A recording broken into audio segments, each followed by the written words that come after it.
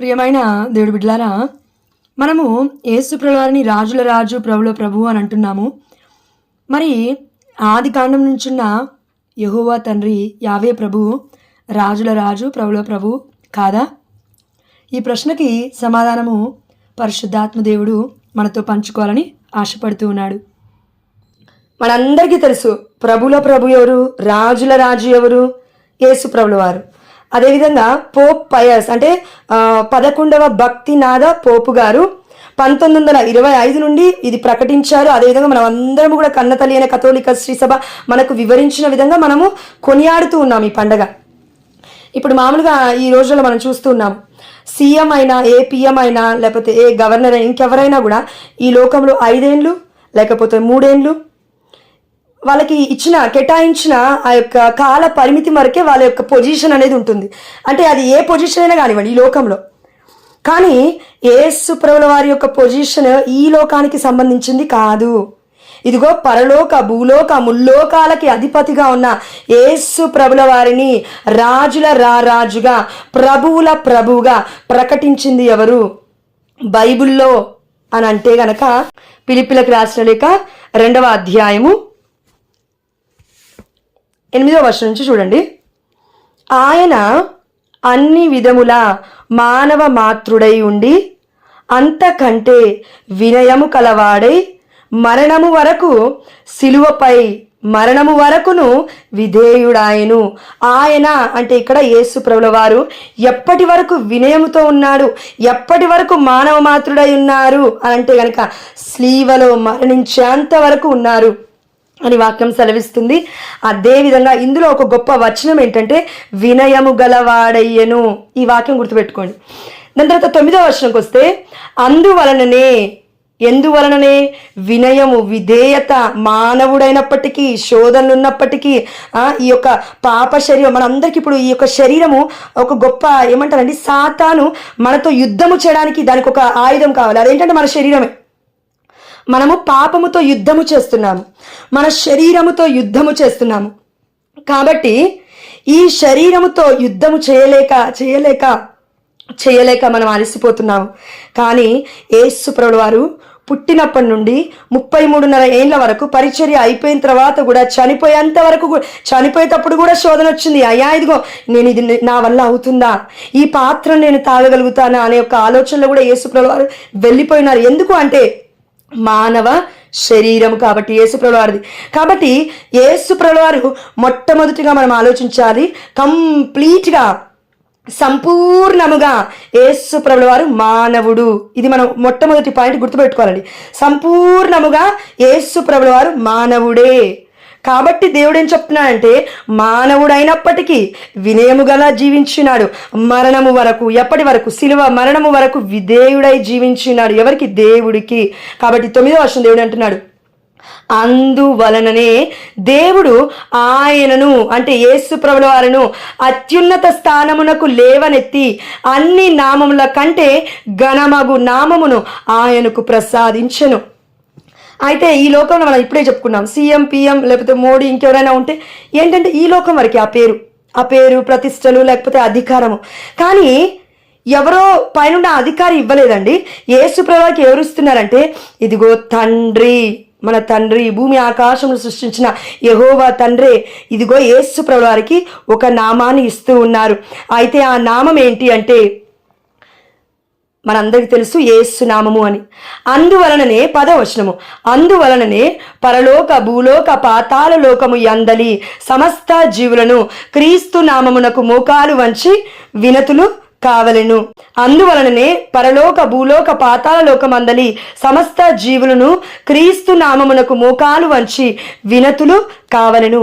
అయితే యేసు ప్రభుల వారు జీవించిన జీవిత విధానాన్ని చూసి తండ్రి యెహోవా మురిసిపోయాడు, మరచిపోయాడు, ఎంతో ఆనందపడ్డాడు. ఎంత వినయము, ఎంత విధేయత అంటే ఈ ప్రపంచంలో ఏ మానవ శరీరము ధరించిన ఏ వ్యక్తి కూడా అంతగా దేవుడికి లోబడి జీవించలేదు. కాబట్టే మరి గొప్ప నామం ఏంటి? క్రీస్తు నామం. ఆ క్రీస్తుకున్న ఇంకొక పేరేంటి ఇప్పుడు చూద్దాం. 11వ వచనము, పితయగు దేవుని మహిమార్థమై, ఈ వాక్యం జాగ్రత్తగా వినండి, పితయగు దేవుని మహిమార్థమై, దేవుడి మహిమార్థమై యేసుక్రీస్తు ప్రభువు అని ప్రతి నాలుక ప్రకటించవలను.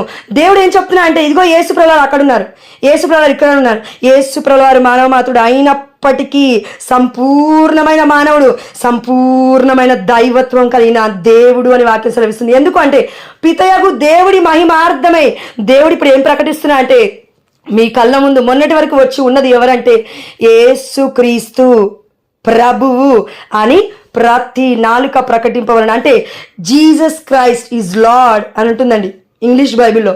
అంటే దేవుడు అని అర్థం. ఎవరు? యేసు ప్రభువారు. ఎందుకంటే మనందరికీ ఒక ప్రశ్న రావచ్చు, ఎందుకు యెహోవా తండ్రి ఉన్నారు కదా, ప్రభుల ప్రభు రాజుల రాజు అంటే యెహోవా తండ్రికి పేరు పెట్టొచ్చు కదా, మరి పాత నిబంధన నుంచి ఉన్నారు కదా తండ్రి దేవుడు, ఎందుకు యేసు ప్రభువారిని మరి ఈ రోజున ఇదిగో మన భక్తినాథ పోపు గారు 11వ పోపు గారు 1925 సంవత్సరం నుండి ఇదిగో రాజుల రాజు ప్రభువుల ప్రభులని కొనియాడుతున్నారు? యెహోవా తండ్రిని పక్కకు పెట్టేశాడా? లేదు. దానికి అర్థం ఏంటంటే, ఇప్పుడు మనం చూద్దాం. యోహాను సువార్త ఇక్కడికి వరకు మనకి క్లియర్గా ఉంది. ఏంటి అంటే, యేసు ప్రభుల వారిని పితయగు దేవుడే తన మహిమార్థమై ప్రభువు అని చెప్తూ ఉన్నాడు. ఒకవేళ మనము యేసు ప్రభుల వారిని నా రక్షకుడు, నా దేవుడు అని మనం ఒకవేళ విశ్వసించకపోతే దేవుడికి మహిమ చెల్లించిన వారం కాదు. దేవుడే డైరెక్ట్ చెప్తున్నాడండి, నేనిచ్చాను ఘనతని, నేనిచ్చాను మహిమని, నేనిచ్చాను నా కుమారుడికి గొప్ప అధికారాన్ని. బిడ్డ, అయితే నీవు నేను తీసేయడానికి లేదు. ఎందుకంటే ఇది కేవలం ఎవరో మధ్యలో ఒక జోష్నలాగో, ఎవరో మధ్యలో వచ్చినలో, లేకపోతే ఎవరో మధ్యలో వచ్చిన ప్రాఫిటో ప్రవక్తినిలాలో చెప్పలేదండి ఈ మాట. స్వయంగా ఏకైక దేవుడైన తండ్రి దేవుడే చెప్తూ ఉన్నాడు, నా మహిమార్థమై నేను నా కుమారి యొక్క విధేయత చూసి, నా కుమారుడి యొక్క వినయము చూసి మీలాగే మానవ శరీరము ధరించినప్పటికీ ఇదిగో అన్ని శోధనను, అన్ని వేదనను తట్టుకొని చివరి వరకు నిలబడ్డాడు కాబట్టే, ప్రతి ఒక్క బిడ్డను కూడా ప్రేమించాడు కాబట్టే ఇదిగో ప్రభువుగా నేను ప్రకటిస్తున్నాను. కాబట్టి ఇప్పుడు మీరందరూ ఏం చేయాలంటే, ప్రతి నాలుక యేసే ప్రభువు, క్రీస్తే ప్రభువు అంటే దేవుడు అని ప్రకటించాలి అని దేవుడు కోరుకుంటున్నాడు. దేవుడే యేసు ప్రభువారు తన కుమారుని దేవుడు అని ఒప్పుకోవాలని కోరుకుంటున్నప్పుడు, మరి నువ్వు నేను యేసుప్రభుని ఇంకనూ ఒక చిన్న ప్రవక్తను చూస్తే ఎట్లా అండి? తప్పు కదా, అది చాలా తప్పు. కాబట్టి పాత నిబంధనలో ఇదిగో రానున్నాడు రానున్నాడు రానున్నాడు అన్నారండి ప్రవక్తలు మొత్తము. యేసుప్రభువారు రానే వచ్చినాడు. దర్శన గ్రంథంలో ఇదిగో యేసుప్రభువారు అంటున్నారు, నేనే ఆల్ఫా, నేనే ఒమేగా, నేనే మొదటివాడును కడపటివాడును. 21వ అధ్యాయం 14వ వచనం దర్శన గ్రంథంలో. అంటే ఏంటి? మనం ప్రవక్తల గ్రంథంలో చూసినాము. అదేవిధంగా మన పంచగ్రంథాలు అంటాం, అంటే మొట్టమొదటిగా ఉన్న మోషే గ్రంథాలు 5, అందులో చూసినాము దేవుడు దేవుడు దేవుడు, రాజు రాజు రాజు. అంటే ఏంటంటే దేవుడు తన బిడ్డ కోసమే చెప్తున్నాడు, తన కుమారుడు గురించే చెప్తూ ఉన్నాడు అని మనం అర్థం చేసుకోవాలని దేవుడు ప్రయత్నిస్తూ ఉన్నాడు. కాబట్టి ఈరోజు మీరు మరి చర్చ్కి వెళ్ళినట్లయితే మనకి పరిశుద్ధమైన పట్టణాలలో అండి దానియేలు గ్రంథం చూసాము. 7వ అధ్యాయం 13 నుండి 14వ వచనంలో చూస్తే అక్కడ ఏమనుంది? ఇదిగో ఆ నరపుత్రుడు పరిపాలమును, కీర్తిని, రాజ్యాధికారమును బడెసెను. సకల దేశములకు, జాతులకు, భాషలకు చెందిన ప్రజలు అతనికి దాసులైరి. అతని పరిపాలన శాశ్వతమైనది, శాశ్వతమైనది. అతని రాజ్యమునకు అంతమే లేదు. ఈ మాటకి మనం ఒకటి యాడ్ చేసుకోవాలండి, పరిశుద్ధాత్మ దేవుడు ప్రేరేపిస్తున్న విధంగా. అదేంటంటే శాశ్వతమైనది అని మనం ఎప్పుడు అంటామంటే, ఇప్పుడు మామూలుగా మత్తయి సువార్తలో దేవుడు అంటాడు, నేను ఇచ్చిన వాగ్దానము, నేను ఇచ్చిన ప్రామిస్, భూమి ఆకాశము గతించిన నా మాటలు ఎన్నడూ గతించవు. అంటే ఏంటి? ఇప్పుడు ఇక్కడ భూమి ఒక ఏమంటామండి, భూకంపం వచ్చినా, ఏదైనా ప్రమాదం వచ్చినా నశించిపోతుంది, మొత్తం ఇళ్ళన్నీ కూలబడిపోతాయి, లేకపోతే ప్రపంచం అంతా ఆగిపోతుంది. కానీ దేవుడిచ్చిన శాశ్వతమైన నామము అది ఆగిపోదు. ఎప్పటి వరకు ఆగిపోదు అంటే, పరలోక భూలోక ముల్లోకాలకి అధిపతిగా దేవుడు ఆల్రెడీ యేసు ప్రభువారిని ప్రకటించి ఉన్నాడు. కాబట్టి శాశ్వతమైనది ఎవరు? యేసు ప్రభువారు రాజుగా, అతని రాజ్యముకు అంతమే లేదు. మామూలుగా మనం పాత నిబంధనలు చూసినాము. ఇదిగో దావీదు యొక్క సింహాసనం ఎప్పటి వరకు ఉందంటే మేబీ 40 ఏళ్ళు ఉండొచ్చు ఇజ్రాయెల్ ప్రజల్ని పాలిస్తున్న సమయంలో. లేకపోతే సొలొమోను ఇంకో 40 ఏళ్ళు అనుకుందాం. అదేవిధంగా కొంతమంది రాజులు వచ్చారు, లేకపోతే డివైడ్ చేసుకున్నారు ఆ యొక్క ఐక్యరాజ్య సమితిని, ఐక్యరాజ్య యొక్క పాలనని, ఇజ్రాయెల్ పాలనని. ఒక 30 మంది, ఇటు ఒక 10 మంది రాజులు ఉన్నారు, కానీ వాళ్ళ రాజ్యము నిలబడలేదు. ఎందుకు నిలబడాలంటే ఈ లోకానికి సంబంధించిన రాజ్యం అది. కానీ దేవుడు ఏమంటున్నాడంటే ఇదిగో అతని రాజ్యమునకు అంతమే లేదు అని. అయితే మనం మామూలుగా ఇవే వాక్యములు 1 తిమోతిలో కూడా చూడొచ్చండి. అదేవిధంగా యెషయా గ్రంథము 9వ అధ్యాయం 6-7 వర్షాలు నేను చదువుతాను, ఒక్కసారి చూడండి. ఎందుకంటే ఈ వర్షాలు మనకి ఎక్కడున్నాయో కూడా తెలియాలి, ఎవరికైనా మనకి చెప్పాలనుకున్నా కూడా. యెషయా గ్రంథం 9వ అధ్యాయము 6-7 వర్షాలు ఒకసారి చూడండి. మనకొక శిశువు జన్మించెను, మనమొక కుమారుణ్ణి బడసితిమి, అతడు రాజ్య భారము వహించును. ఆశ్చర్యకరుడైన సలహాదారుడు, బలాఢ్యుడైన దేవుడు, శాశ్వతుడైన జనకుడు, శాంతికరుడైన రాజు అని అతడికి పేరు ఇడుదురు, అంటే పేరు పెడతారు. చూడండి ఎంత వండర్ఫుల్గా ఉందో. యెషయా గ్రంథంలోనే దేవుడు అని యేసు ప్రభువు వారి గురించి, రానున్న ప్రవక్త, గొప్ప ప్రవక్త గురించి, దేవుడి గురించి, రానున్న రాజు గురించి దేవుడు ఏం చెప్తున్నాడు? దేవుడి వాక్యం, పరిశుద్ధమైన వాక్యం చెప్తుంది ఏంటి అంటే ఆశ్చర్యకరుడైన సలహాదారుడు. మనకి ఎప్పుడైనా సలహా కావాలంటే మామూలుగా ఏదైనా కోర్టు కేసు అయితే వకీల్ దగ్గరికి వెళ్తాం, డాక్టర్ ఒకవేళ కౌన్సిలింగ్ ఇవ్వాలంటే డాక్టర్ దగ్గరికి వెళ్తాం హెల్త్ ఇష్యూస్ పైన. మళ్ళీ ఏదైనా ఇంకా డిఫరెంట్ థింగ్, విడాకుల కోసం అయితే ఒక కౌన్సిలర్ దగ్గరికి వెళ్తాం. అంటే డిఫరెంట్గా ఉంటారండి ఈ యొక్క డిపార్ట్మెంట్స్ అనేది. కానీ దేవుడు ఏమంటున్నాడంటే మీకు ఒక సలహాదారుని నేను ఇస్తాను, ఆశ్చర్యకరుడైన సలహాదారుడు. నువ్వు నేను పడిపోతున్నట్లయితే, ఏదైనా బాధలో, ఏదైనా బంధకాలలో చిక్కుకుపోయినట్లయితే ఎవరినో అడగొద్దు. మనుష్యునిపై ఆధారపడివాడు శాపగ్రస్తుడు, కానీ దేవుడిపై ఆధారపడివాడు ధన్యుడు అని దేవుడి వాక్యం సెలవిస్తుంది. కాబట్టి ఆశ్చర్యకరమైన మార్గం నీకు చూపిస్తాడు, ఆశ్చర్యకరమైన సలహా నీకు ఇస్తాడు. ఆ జ్ఞానం ఎంత గొప్పదంటే ఇదిగో భూమి పుట్టక ముందే, ఇదిగో ఆది కాండము నుండి దేవుడు, ఆది కాండం నుంచి దేవుడు ఉన్నాడు. కానీ ఆదిని సృష్టించాలంటే ఆది పుట్టక ముందే ఒకరు ఉన్నారు, ఒక శక్తి ఉంది, ఒక గొప్ప ప్రణాళిక ఉంది. అది ఎవరు అంటే దేవుడే, దేవుడే, దేవుడే. అందుకే యేసు ప్రభువు వారిని ఏమంటున్నామంటే వాక్యము. ఇదే వాక్యం ఇక్కడ ఏం చెప్తుందంటే బలాఢ్యుడైన దేవుడు ఎవరు? శాశ్వతుడైన జనకుడు. క్లియర్గా చెప్తుంది వాక్యం. జనకుడు అంటే ఇదిగో దేవుడి యొక్క కుమారుడు, begotten sun, only begotten sun అని ఉంటుంది ఇంగ్లీష్లో. శాంతికరుడైన రాజు, ఇదిగో శాంతికరుడైన రాజు అని అంటున్నాం మనం యేసు ప్రభువుని. ఎందుకు అంటే ఇదిగో ఆనాడు దేవదూతలు, ఇదిగో గాస్పల్స్లో, సువార్తల్లో మనం చూసినట్లయితే మరి గొల్లలు వచ్చి ఆరాధిస్తున్నప్పుడు సమయంలో లూకాసు వార్త 2వ అధ్యాయం అనుకుంటా అండి, ఒక్క నిమిషం. లూకాసు వార్త 2వ అధ్యాయము 11వ వచనం చూడండి. నేడు దావీదు నగరమున మీకు ఒక రక్షకుడు పుట్టెను అయిపోయింది, ఆల్రెడీ పుట్టాడు యేసు ప్రభువు. ఆయన క్రీస్తు ప్రభువు. చూడండి ఎంత క్లియర్గా ఉందో. పుట్టిన పసిబిడ్డ ఎవరంటే దేవుడే అని దేవుడే చెప్తున్నాడు, దేవుడు వాక్యమే చెప్తుంది. ఆయన క్రీస్తు కాదు, ఆయన క్రీస్తుతో పాటు ప్రభు అయి ఉన్నాడు, అంటే దేవుడై ఉన్నాడు. శిశువు పొత్తిగుడ్డలలో చుట్టబడి పశువుల తొట్టిలో పరుండబెట్టబడి ఇదిగో ఉండుట మీరు చూచెదరు, ఇది మీకు ఆనవాలు అనను. మీరు కేవలం ఒకవేళ మామూలు పర్సన్ దగ్గరికి వెళ్తూ ఉంటే మామూలుగా గిఫ్ట్స్ తీసుకెళ్తాము, మన ఈ లోక ఆచారం అయితే అన్నీ తీసుకెళ్తామండి. కానీ మన యొక్క ఇంటికి ఎవరు వస్తారంటే మన బంధువులు, లేకపోతే శత్రువులైనప్పటికీ ఇన్వైట్ చేస్తే వాళ్ళు కూడా వస్తారు. కానీ ఈ బిడ్డ పుట్టినప్పుడు, ఈ శిశువు పుట్టినప్పుడు, ఈ బలాఢ్యుడు పుట్టినప్పుడు, ఇదిగో శాశ్వతమైన జనకుడు పుట్టినప్పుడు, శాంతికాముడు పుట్టినప్పుడు వస్తుంది ఎవరంటే జ్ఞానులు వస్తున్నారు. జ్ఞానులు అంటే అండి ఇక్కడ కేవలం మనం రాజులాగా ఆలోచించడం కాదండి. బైబిల్ జ్ఞానం అని చెప్పిందంటే ఇట్స్ బియాండ్ అవర్ థాట్స్ అని అర్థం. అంటే అది మన ఆలోచనకి మించిన ఏదో శక్తి అని అర్థం.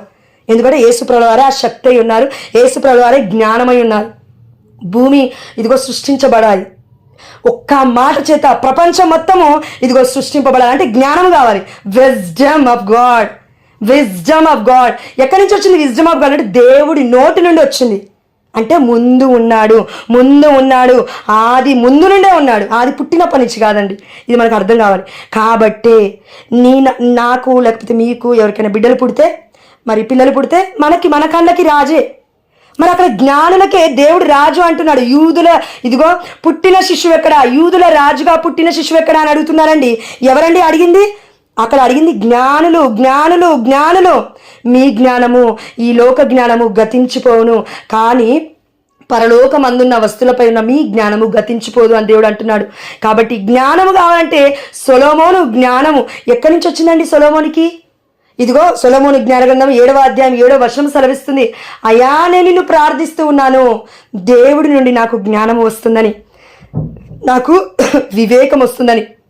అదే 7వ వచనంలో వాక్యం నాకు ఖర్చుగా గుర్తులేదు, నేను మొరపెట్టగా, నేను ప్రార్థన చేయగా జ్ఞానాత్మ నా మీదికి దిగి వచ్చను. ఆమేన్, హల్లెలూయా. ఏమొచ్చిందంట సొలొమోను మీదికి? జ్ఞానాత్మము దిగి వచ్చింది, జ్ఞానమును పట్టుకొని వస్తూ ఉంది. ఎవరు అంటే ఇదిగో ఆత్మ ఊరికే రావట్లేదు, జ్ఞానమును పట్టుకొని వస్తుంది. యేసు ప్రభువుని పట్టుకొని వస్తుంది నీ దగ్గరికి, నా దగ్గరికి, రక్షకుని.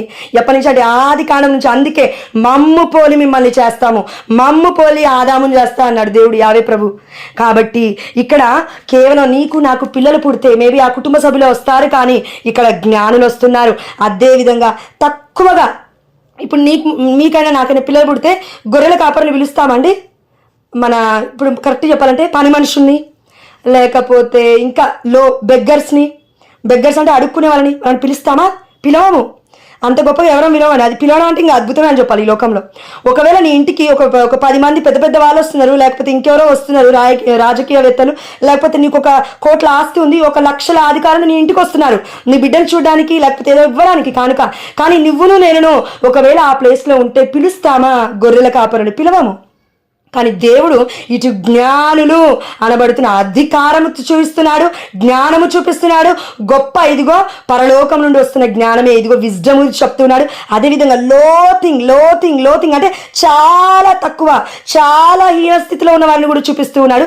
ఇదిగో ఆ యొక్క గొర్రెల కాపరి వస్తూ ఉన్నారు. ఏం చేస్తున్నారో చూడండి, 13వ వచనము.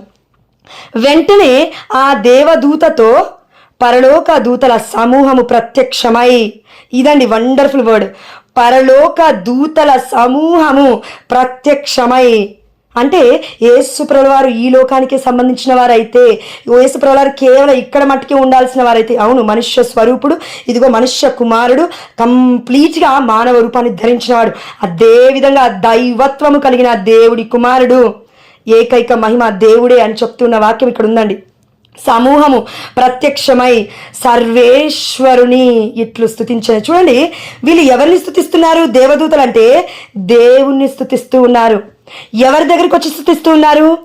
ఆయన క్రీస్తు ప్రభువు దేవుడి దగ్గరికి వచ్చి దేవుడి గురించి స్తుతిస్తూ ఉన్నారండి. ఇది మనకు అర్థం కావాలి. అందుకే మన కన్న తల్లి అయిన కథోలిక శ్రీ సభ మనకేం చెప్తుందంటే, బిడ్డలు కన్ఫ్యూజ్ కాకూడదు అని, తండ్రి కుమార పరిశుద్ధాత్మ ముగ్గురు ఒక్కరే, త్రిత్వైత్వం కలిగిన వారు కానీ ఒక్కరే, త్రిత్వైత్వం కలిగిన వారు కానీ ఒక్కరే అని ఎందుకు అంటున్నారంటే, మహాజ్ఞానము దాగి ఉంది. నీకు నాకు ఒకవేళ యేసు ప్రభువారు వీరే అని తెలిస్తే అప్పుడు మనం దేవుళ్ళం అయిపోతాం. లేకపోతే యెహోవా తండ్రి దేవుడే కంప్లీట్గా, మరి దర్శన గ్రంథం వరకు అని కంప్లీట్గా మనం ఎక్స్ప్లెయిన్ చేయగలిగితే we can able to do like God అనమాట. మనం కూడా గాడ్ దేవుళ్ళగా అయిపోతాం.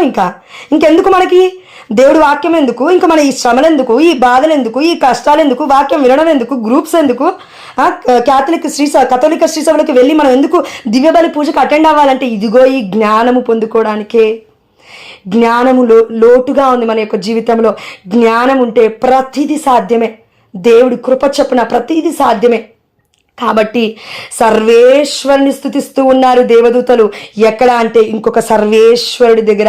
అందుకే పిత సర్వేశ్వరుడు, పుత్ర సర్వేశ్వరుడు, పవిత్రాత్మ సర్వేశ్వరుడు అనే విశ్వాస పరమరహస్యాన్ని మన కన్న తల్లి అయిన కథోలిక శ్రీ సభ తప్ప ఏ డినామినేషన్స్ ఈ ప్రపంచవ్యాప్తంగా ఎక్స్ప్లెయిన్ చేయలేవు. ఇది నిజము. కాబట్టి పాత నిబంధనలో ఆల్ఫా నేనే, ఒమేగా నేనే, ఆది నేనే, అంతము నేనే, మొదటివాడను నేనే, కడపటివాడను నేనే అని యెషయా గ్రంథంలో యెహోవా తండ్రి చెప్తూ ఉన్నాడు. కానీ ఇదిగో దర్శన గ్రంథం దగ్గరికి వచ్చేసరికి యోహాను గారే ఇదిగో దర్శనాన్ని చూస్తూ రాసిన పరిశుద్ధమైన గ్రంథం, పరిశుద్ధాత్మ దేవుడిచే రాసిన గ్రంథంలో దేవుడు ఏం చెప్తున్నా అంటే, దర్శన గ్రంథం 22వ అధ్యాయం 14వ వచనం మనం ఆల్రెడీ చెప్పుకున్నాం. నేనే ఆల్ఫా, నేనే ఒమేగా, నేనే నేనే నేనే నేనే, నేనే మార్గము, నేనే సత్యము, నేనే జీవము. చూడండి, యోహాను సువార్త 14వ అధ్యాయం 6వ వచనం అనుకుంటాను. అంటే దేవుడు ఏం చెప్తున్నా అంటే, అమ్మా మీ జ్ఞానము నేను ఏర్పరిచిన జ్ఞానము, నేను ఏర్పరిచిన సృష్టి, నేను మీకు ఏదైతే చెప్పాలనుకుంటున్నానో రాజుల రాజుగా ప్రభువుల ప్రభువుగా ఈ లోకానికి సంబంధించింది కాదమ్మా అది అని మనందరికీ దేవుడు చెప్తూ ఉన్నాడు. కాబట్టి ఇదిగో 14వ వచనము, లూకాసు వార్త 2వ అధ్యాయం 14వ వచనం చూడండి, ఎంత వండర్ఫుల్గా ఉందో. మహోన్నత స్థలములో సర్వేశ్వరునికి మహిమ, భూలోకమున ఆయన అనుగ్రహమునకు పాత్రులకు వారికి శాంతి కలుగునుగాక. నువ్వును నేనును మన బిడ్డలమైన మన కుటుంబ సభ్యులైన శాంతి సమాధానంతో బ్రతకాలంటే కావాల్సింది ఏంటి తెలుసా? డబ్బు కాదు, బంగారం కాదు, వజ్ర వైడూర్యాలు కాదు. ఇగో దేవుడు చెప్తున్నాడు, మహోన్నత స్థలంలో సర్వేశ్వరునికి మహిమ, భూలోకమున ఆయన అనుగ్రహమునకు దేవుని అనుగ్రహమునకు పాత్రులకు వారికి శాంతి సమాధానం కలుగునుగాక. అంటే దేవుడి అనుగ్రహం ఉండాలి మనకి. మామూలుగా ఒక చిన్న ఎగ్జాంపుల్ చెప్తానండి. మొన్న నేను ముత్తంగి చర్చికి పోయాను. అక్కడ ముత్తంగి చర్చికి రిట్రీట్కి 5 రోజులు వెళ్ళి వచ్చిన తర్వాత చాలామంది నన్ను అడిగారు, అక్క వాళ్ళు ఏమనంటే, జోష్నా నువ్వు ఏదైనా వరం పొందుకున్నావమ్మా, డిఫరెంట్ టంగ్స్లో మాట్లాడే వరం, లేకపోతే ప్రవచన వరం, లేకపోతే ఇంకా గొప్ప వరం ఏదైనా పొందుకున్నావా అని. అయితే నేను కొంతమందికి చెప్పాను, కొంతమందికి చెప్పలేదు. అదేంటంటే, నేను ఏ వరం అడగలేదండి దేవుణ్ణి. ఎందుకు అడగలేదంటే, నన్ను అడగండి, నాకు జ్ఞానము లేదు, ఆ విషయం నాకు తెలుసు, దేవుడికి కూడా తెలుసు. లేకపోతే మన మనుషులకు ఎందుకు పుడతామని, లేకపోతే దేవుడు పక్కనే ఉంటాం ఈ పాటికి. కాబట్టి దేవుడు మనకి ఏం చెప్తాడంటే, దేవుడి అనుగ్రహం చొప్పున నాకు ఏమి ఇస్తే నేను హ్యాండిల్ చేయగలుగుతాను. అయ్యా నువ్వు ఎలాంటి భర్తనిస్తే నేను లోబడగలుగుతాను, కట్టుకోగలుగుతాను కుటుంబాన్ని. ఎలాంటి భార్యనిస్తే ఇదిగో ఆ భార్యను కూడా నీకు అర్పించగలుగుతాను. ఎలాంటి బిడ్డలనిస్తే నేను పోషించగలుగుతాను. అంటే ప్రతి దానిలో కూడా మనకి జ్ఞానం అవసరము. ఈ ప్రార్థన చేయడానికి కూడా జ్ఞానమే అవసరం అండి. కాబట్టి ఆనాడు సొలొమోనికి రాజ్యాధికారం రాగానే, సింహాసనం దగ్గరికి వెళ్ళి కాలు మీద కాలేసుకొని కిరీటం పెట్టుకొని రాజదండం పట్టుకొని ఇదిగో నేను వెళ్తున్నానని చెప్పలేదండి. వెళ్ళాడు. అమ్మో ఇంతమంది ప్రజలు ఉన్నారు, అయ్యా నా వల్ల అవుతుందా, ఇది నా వల్ల అవుతుందా, నాకు సరిపోదు, జ్ఞానం కావాలయ్యా నాకు అని అడిగితే దేవుడు మురిసిపోయి జ్ఞానం ఇచ్చినాడు. ఎవరికి? సొలొమోను రాజుకి, దావీదు రాజు కొడుక్కి. అయితే మనం అందరము కూడా గుర్తుపెట్టుకోవాల్సింది ఏంటంటే, దేవుడి అనుగ్రహం చొప్పున మాకు శాంతి కావాలయ్యా, సమాధానం కావాలయ్యా అని మన ప్రార్థనలో కూడా తగ్గింపు ఉండాలని దేవుడు కోరుకుంటున్నాడు. ఎందుకంటే మనం ఒకవేళ అడిగామనుకోండి, అది మన వల్ల అవ్వకపోతే అది యూటిలైజ్ చేసే ప్రమాదం ఉంది. అంటే ఏంటంటే, సక్రమైన మార్గంలో కాకుండా వక్ర మార్గంలో బిడ్డని నడిపిస్తామేమో మనం. ఆ శక్తిని, ఆ వరాన్ని, ఆ అనుగ్రహాన్ని మనం పొందుకుంటే. కాబట్టి మనం అడగాల్సింది ఏంటంటే, కేవలం దేవుడి చిత్తం. అనుగ్రహంలో కూడా, వరంలో కూడా మనం అనుకోవద్దు, పక్కింటి వాళ్ళలో ఎవరిలో టంగ్స్లో మాట్లాడుతున్నారు కదా, ఇదిగో ఎవరో ప్రవచనంలో నో నీడ్, మనకు అవసరం లేదు. ప్రేమ ఉందా, ప్రేమే మార్గము, ప్రేమ ఉందా, ప్రేమే సత్యము, ఇదిగో ప్రేమ ఉందా, ప్రేమే జీవము. ఎందుకంటే వచ్చింది ఎవరో కాదు, దేవుడు ప్రేమ స్వరూపుడు. పరిశుద్ధమైన గ్రంథం మొత్తము చెప్తుంది ఏంటో కాదు, ఇదిగో ప్రేమే. అందుకే దేవుణ్ణి ప్రేమించు, నీ పొరుగు వారిని ప్రేమించు అన్నాడు దేవుడు. ఎందుకంటే వాక్యం సెలవిస్తుందండి. పాత నిబంధనలో మనం చూస్తే, ఇదిగో మోషేతో దేవుడు అంటూ ఉన్నాడు, ఇదిగో అహరోను నీ యొక్క నోటి మాట అవుతాడు, కానీ నీవు మోషే దేవుడంతటి వాడు అవుతావు, యు ఆర్ లైక్ గాడ్ అని ఉంటుందండి ఇంగ్లీష్లో, బైబిల్లో. అంటే ఏంటంటే దేవుడి ప్లేస్లో మోషని పెట్టాడని అర్థమా? లేదు. తనకున్న ఆ యొక్క ఏమంటారండి, ఆ సత్సంబంధాన్ని తెలియజేస్తున్నాడు. ఇదిగో మోషే నువ్వు గొప్పవాడు, అతి వినయవంతుడు అయ్యా, కాబట్టి నేను నీకు ఇస్తున్నాను ఒక పోస్ట్, ఒక మంచి పేరు. అదేంటంటే యు ఆర్ లైక్ గాడ్. నీకు దేవుడి వలె ఆ యొక్క కృపనిస్తూ ఉన్నాను. ఎవరికి దేవుడి వలె? అహరోనికి, లేకపోతే ఇజ్రాయేల్ ప్రజలకి. నువ్వెందుకంటే పాలిస్తున్నావు వాళ్ళని. ఈ యొక్క పాలన అండి, అది పరలోక పాలన కాదు, అది గుర్తుపెట్టుకోవాలి దయచేసి, తప్పుగా తీసుకోకండి. కాబట్టి దేవుడు మనందరికీ చెప్తున్న సత్యం ఏంటంటే, ఇప్పుడు చూద్దామండి చివరి వర్డ్, బట్ హైలైట్ వర్డ్ అండి. దేవుడు రివీల్ చేసినప్పుడు నేను చాలా మురిసిపోయాను ఆ వాక్యం. ఈరోజు మన మెట్టుగూడ చర్చ్లో ఫాదర్ చెప్తుంటే దేవుడు నాకు ఆ యొక్క గ్రహింపిచ్చాడనమాట. మనకి ఏ సువార్త ఈరోజు మనం చదివింది ఎవరైనా చెప్తారా? ఓకే, యోహాను సువార్త 18-19 ఏ అధ్యాయం అబ్బా? 18వ అధ్యాయం.